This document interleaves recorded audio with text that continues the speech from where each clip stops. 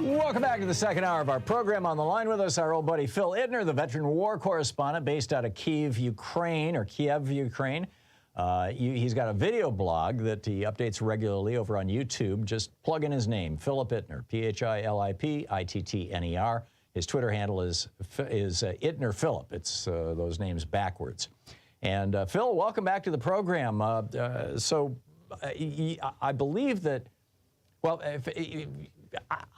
I'm not sure where this came from, the high price of losing Ukraine, whether it was something you were talking about or something that, we just wanted to talk with you about. But can you speak to that issue? What happens if Ukraine goes down in flames and Russia takes it?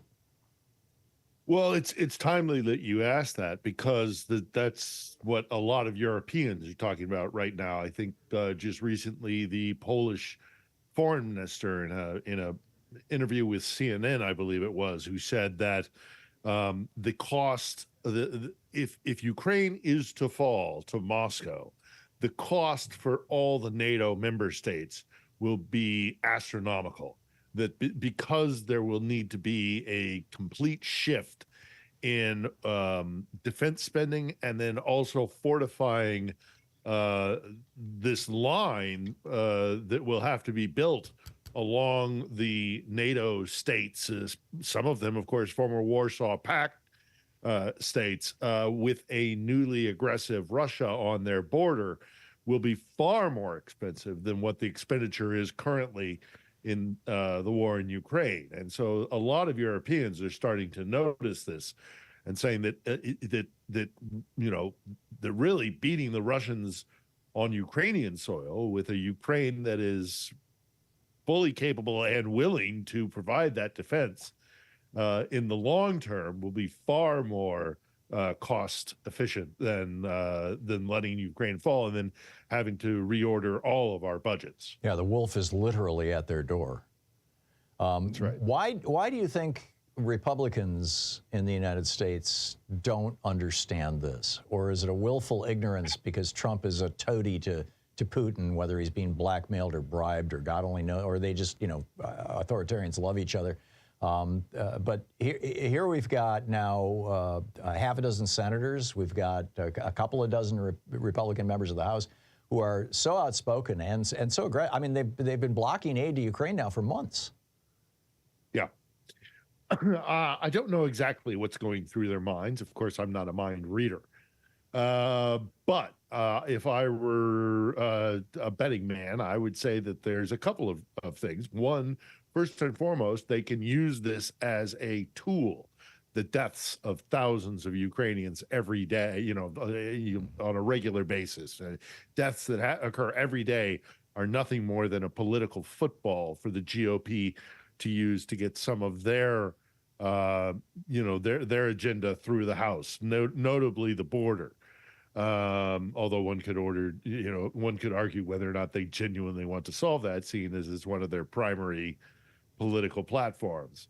But that comes at the cost of Ukrainian lives. Is it, as you suggested, because they are fellow travelers with Putin and his view of the world, his white nationalist, his white Christian nationalist view of the world? That very well may be. Is it because they're in the pocket of Putin? That also very well may be. We do know that, the GRU, the military intelligence unit of the Russian Federation, has infiltrated a number of different GOP-friendly organizations and events, most notably the NRA. We know that the Russians were supplying money to the GOP through the NRA. We know that. So that's a possibility as to why they're being so reluctant to provide weapons. And also, at the end of the day, there is the fear that this could escalate into a real third world war.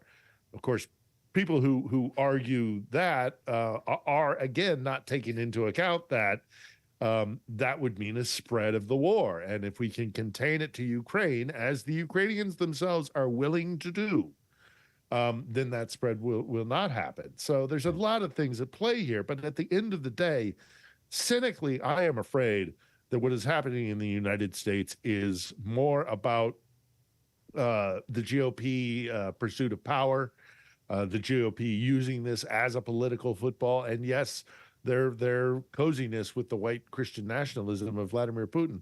All of those things combined together into whatever it is that their platform is forming into when it comes to providing continued aid to Ukraine. And as I say, every day they dither, every day they play domestic politics, Ukrainians are dying. Yeah, amen. Reuters did an in-depth analysis of how Russian officials and collaborators are vanishing Ukraine's children.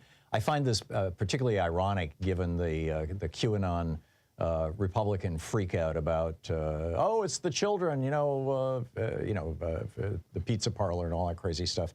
But tell us, excuse me, what is happening with Ukraine's children? Well, it's there's just no there's no way of playing around with this. It's ethnic cleansing. The Russians are conducting ethnic cleansing in Ukraine. They are taking children, some of whom still have living relatives, some of them who have been orphaned by the war, some of them who are just caught up in the chaos of war and have not lost their parents but have been disconnected from them in all the chaos. Regardless, the Russians are taking these children, from all ages, and they're taking them to the Russian Federation, sometimes very far away from Ukraine, and they are indoctrinating them. I mean, we get those few children who do find their way back to Ukraine. We have heard horrifying stories from them. For example, I'm connected. Well, I'm connected with a guy who does this, and he gets young Ukrainians who've been abducted, and he gets them back. And the stories they tell are being forced to sing the Russian national anthem, that they get punished, beaten if they speak in Ukrainian, even amongst themselves. They are continuously indoctrinated with this, and just pounded into their heads the idea that Ukraine it doesn't care about them, that that Ukraine is a Nazi state, this rhetoric we've heard repeatedly. And this is children of Ukraine, some of them old enough to know exactly what's happening. And they're getting abused and disabused of the idea that being Ukrainian is a thing, that you're not a Ukrainian, you're just another kind of Russian. And it's done with really brutal indoctrination techniques. And these are children. And again, they've been taken from their families. They're in a new town, a new city, far miles and miles, time zones away from Ukraine. And they are forced to basically, in essence, to disavow Ukraine and Ukrainian identity, and instead are forced to adopt Russian identity. It is ethnic cleansing. Yeah, I get it. In modern day 21st century Europe. Yeah. The Daily Beast is reporting that arguably one of the reasons, you and I talked about this last week, that the hotels that used to be filled with foreign reporters are largely empty of foreign reporters. They've all gone to Israel, it appears. But the headline over at Daily Beast is Putin keeps targeting hotels full of foreign reporters in Ukraine. Can you tell me about this? Well, there was a hit at just recently, actually, there was a hit in Kyiv of a hotel that I have stayed at as a journalist traveling around. There are kind of these hotels where we frequent. The press corps kind of frequents. Maybe it's geographically well located. Maybe it has a good, reliable internet connection or a generator when electricity is an issue. A good, bomb shelter, et cetera, et cetera. But yes, they have. And then there was another hit late last week, and I'm trying to remember exactly where it was, but it also was a hotel in which it was well known that journalists stayed. This is not a mistake. It rarely is when it comes to Russia with things like this. Clearly, they're trying to intimidate the press, and they're trying to run the narrative like they always do. They're very, very good at gaslighting and manipulating public opinion. And when the press corps abandons Ukraine, as it more or less has, shamefully, in my opinion, that leaves a vacuum, and Moscow picks up the torch and starts telling its story, as opposed to what professional journalists might say. I get it. In the last minute or half and a half or so here, Phil, can you bring us up to date on what it's like living in Ukraine right now? Are the Russian attacks, these murderous attacks on the country, continuing? We saw a big burst of them. You and I talked about this last week. Yeah, it's bad. I'm not gonna sugarcoat it. It's bad. They continue to attack cities around the country. We get air raid alerts here all the time. Thankfully, either through air defense or through it just being a false alarm. We've talked about that the past as well. Anytime anything flies our direction, we get an alert for better safe than sorry sort of mentality. So it's cold. It's a much colder winter. I mean, really cold, frozen. Temperatures well below zero. The front lines are more or less holding some movement here or there, but it's bitterly, bitterly cold. And there's some talk that the Russian winter offensive around a town called Avdiivka may have been petering out.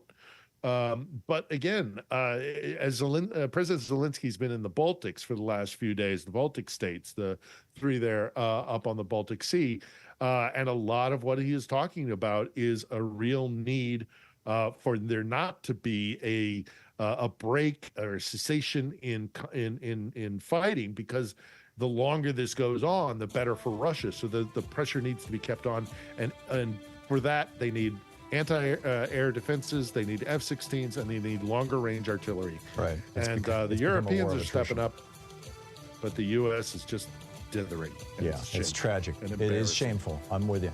Phil Ittner. And embarrassing. Yeah, check it out over on YouTube, his video blog, Phil Ittner. Thank you, Phil. Thank you, Tom. Yeah, always good talking with you. We'll be right back. This is the Thom Hartmann Program. So thanks to President Biden, millions of more Americans are getting health care. But red states, not so much. And they want their kids to go hungry.